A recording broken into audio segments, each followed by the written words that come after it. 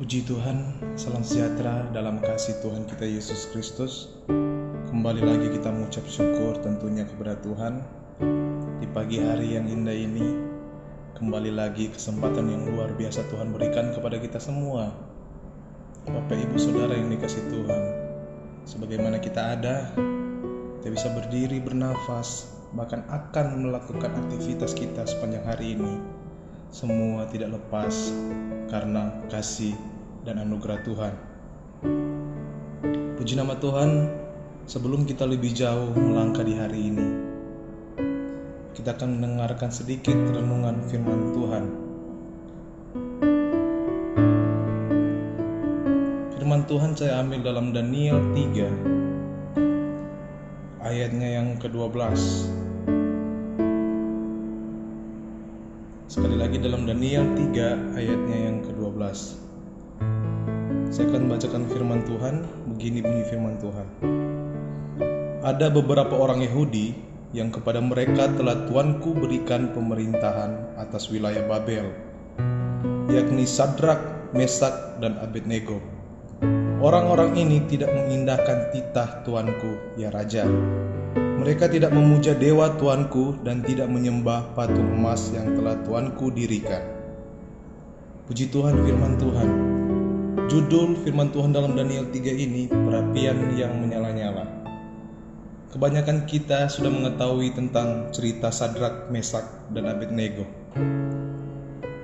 Bapak Ibu Saudara yang dikasihi Tuhan, kita percaya ketika kita masih ada di dunia ini, begitu banyak tantangan yang akan kita lewati, begitu banyak proses yang kita akan hadapi. Tapi Bapak Ibu Saudara yang dikasihi Tuhan, kita tahu bersama bahwa kita mempunyai Tuhan Yesus Kristus yang sanggup menolong kita, yang berkuasa atas diri kita. Kemanapun kita pergi dan berada, Yesus selalu ada dan selalu melindungi kita. Kita percaya akan hal itu. Kita lihat dalam Daniel 3 ini, Sadrak, Mesak, dan Abednego. Kita tahu cerita tentang Sadrak, Mesak, dan Abednego. Mereka bertiga ini tetap mendirikan iman mereka. Mereka tetap percaya kepada Allah orang Israel atau orang Yahudi. Itu Tuhan Yesus Kristus. Sungguh berat apa yang mereka hadapi dalam Daniel 3 ini. Bahkan mereka dibilang melanggar titah sang raja. Kalau kita lihat dalam ayat pertama ini dalam Daniel 3, Raja Nebukadnezar membuat sebuah patung emas yang tingginya 40 hasta dan lebarnya 6 hasta yang didirikannya di dataran Dura di wilayah Babel. Lalu Raja Nebukadnezar menyuruh orang mengumpulkan para wakil raja, para penguasa, para bupati, para penasehat, para bendahara, para hakim, para ahli hukum, dan semua kepala daerah untuk menghadiri pentabisan patung yang telah didirikannya itu.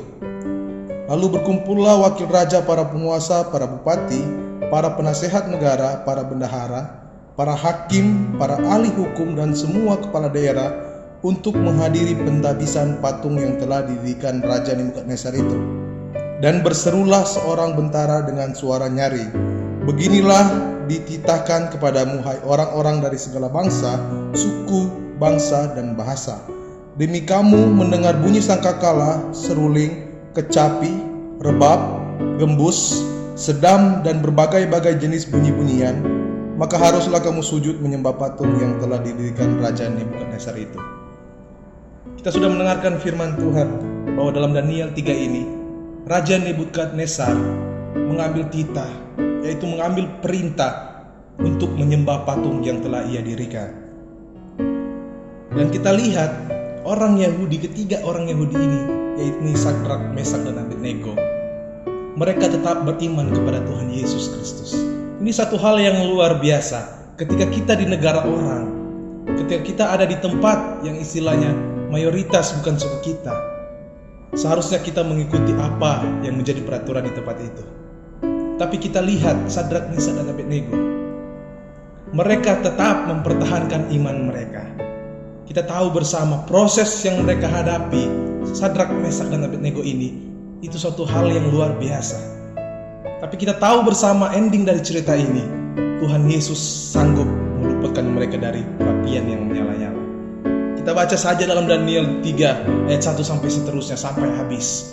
Kita lihat kisah tentang Sadrak, Mesak, dan Abednego ini. Intinya, mereka dimasukkan dalam perapian yang menyala-nyala karena mereka tidak mau menyembah patung sang raja. Tetapi inti dari cerita ini, Tuhan sanggup melepaskan mereka dari api itu. Ini hal yang luar biasa bagi orang-orang yang dekat dan percaya kepada Tuhan. Kita mempunyai Allah yang luar biasa, kita harus percaya itu. Tapi Bapak Ibu Saudara yang dikasihi Tuhan, kita belajar bersama. Proses yang Sadrak, Mesak, dan Abednego ini hadapi, ini bukan proses yang gampang. Mungkin secara manusia, proses yang kita hadapi dengan mereka tidak sebanding apa yang mereka hadapi. Mereka tidak gentar, tetap mempertahankan iman, karena mereka percaya Yesus sanggup menolong mereka. Bapak Ibu Saudara yang dikasihi Tuhan, kita harus percaya kita mempunyai Yesus. Proses yang kita hadapi dalam dunia ini mungkin begitu banyak, tapi kita lihat tidak sebanding dengan mereka hadapi. Banyak tokoh-tokoh Alkitab yang mendapatkan mujizat seperti mereka. Ada Musa, ada Daniel, ada Yusuf, bahkan banyak tokoh-tokoh yang luar biasa. Mungkin yang kita pikir mereka itu dapat mujizat yang luar biasa dari Tuhan Yesus. Tapi lihat saudara, tokoh-tokoh yang saya sebutkan tadi, tidak gampang mereka dapat mujizat itu. Seperti Ayub, kita lihat banyak proses yang luar biasa yang mereka hadapi. Mungkin secara manusia kita rasa itu proses yang susah, atau proses yang istilahnya secara daging itu mustahil untuk mereka lakukan. Tetapi apa? Mereka tetap mempertahankan iman mereka karena mereka percaya Tuhan Yesus itu sanggup menolong mereka. Pertolongan Tuhan itu tepat pada waktunya. Bapak Ibu Saudara yang dikasihi Tuhan, mungkin banyak tantangan yang kita hadapi saat-saat ini, tapi yakin dan percaya pertolongan Tuhan sungguh nyata. Pertolongan Tuhan tepat pada waktunya. Tokoh-tokoh yang saya sebut tadi, mereka mendapatkan mujizat yang luar biasa dari Tuhan. Tapi kita lihat perjalanan hidup mereka, proses yang mereka hadapi itu sangat luar biasa. Bahkan mungkin lebih dari proses yang kita hadapi saat ini. Seberapa jauh proses yang kita hadapi saat ini Bapak Ibu Saudara yang dikasihi Tuhan? Mungkin kita masih bisa lewati. Tetapi kalau misalkan kita merasa kita sudah tidak mampu, ingat kita punya Tuhan Yesus yang sanggup menolong kita. Kita percaya bahwa Dia berkuasa dalam kehidupan kita. Kemanapun kita pergi dan berada, ada pertolongan Tuhan. Bahkan pertolongan Tuhan itu tepat pada waktunya. Bapak Ibu Saudara yang dikasihi Tuhan, saya ingin mengingatkan bagi kita semua bahwa pertolongan Tuhan itu sungguh nyata dalam kehidupan kita. Kita tahu Tuhan Yesus yang kita sembah ini yaitu Tuhan Yesus yang dahsyat, Tuhan Yesus yang ajaib, yang sanggup menolong kita, yang selalu membuat mujizat dalam kehidupan kita. Untuk apa kita khawatir Bapak Ibu? Kita lihat dalam kehidupan kita sehari-hari. Mungkin kita merasa capek dengan kehidupan kita, merasa lelah, lesu, atau merasa diri tidak mampu. Karena mungkin kita pikir pertolongan Tuhan itu di mana? Kenapa sampai saat ini Tuhan masih membiarkan saya? Ingat Bapak Ibu Saudara yang kasih Tuhan, Tuhan lebih mengerti apa yang kita butuhkan. Dan waktu Tuhan itu bukan waktu kita. Terkadang kita menuntut Tuhan harus bekerja dalam kehidupan saya saat ini juga. Tetapi Tuhan yang lebih tahu. Mungkin saat ini bukan waktu yang tepat. Mungkin seminggu kemudian, sebulan kemudian, atau bahkan setahun kemudian, itulah waktu yang tepat menurut Tuhan Yesus. Karena Dialah yang mengerti kehidupan kita. Kebanyakan orang banyak menuntut untuk Tuhan Yesus bekerja. Ketika Tuhan izinkan, Tuhan menghargai keputusan kita. Ketika Tuhan izinkan itu terjadi, banyak pengeluhan, banyak yang gagal. Contohnya mau buka usaha, kita mau usaha kita itu harus ada saat ini juga. Ketika Tuhan izinkan usaha kita itu terjadi, dan banyak proses yang kita hadapi, terus kita bangkrut, kita mulai mempersalahkan Tuhan.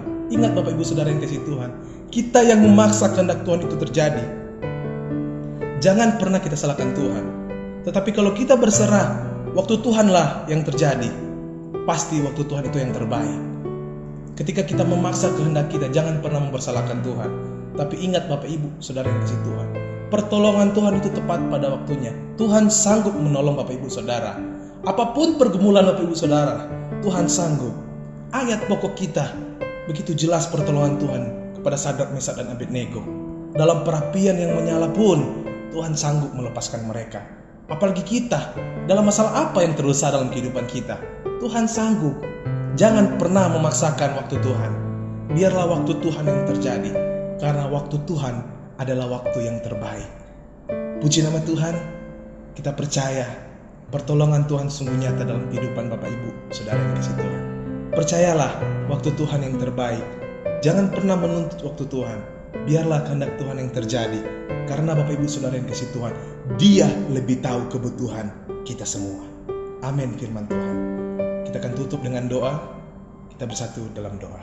Bapa di dalam sorga, kami mengucap syukur penyertaan Tuhan sungguh nyata dalam kehidupan kami. Kami bersyukur kami merasakan pertolongan Tuhan sungguh nyata dalam kehidupan kami semua. Terima kasih Tuhan, terus Tuhan tolong kami, terus Tuhan sertai kami, lindungi kami Tuhan. Kami lihat Tuhan, dalam kehidupan sekarang ini banyak yang tantangan yang kami harus hadapi. Bahkan kami sementara hadapi virus corona, tapi kami tidak khawatir. Kami punya pertolongan yang luar biasa, itu Tuhan Yesus. Terima kasih Tuhan. Biarlah Tuhan Engkau sertai Bapak Ibu Saudara yang dikasihi Tuhan. Kemanapun mereka pergi sepanjang hari ini, Tuhan sertai. Pertolongan Tuhan, penyertaan Tuhan menyertai Bapak Ibu Saudara yang dikasihi Tuhan. Terima kasih Tuhan. Terima kasih Pak yang baik. Berkati hamba-hamba-Mu yang sudah mendengarkan firman-Mu. Biarlah menjadi rema dalam kehidupan mereka. Terima kasih dalam nama Tuhan Yesus Kristus. Haleluya. Amin.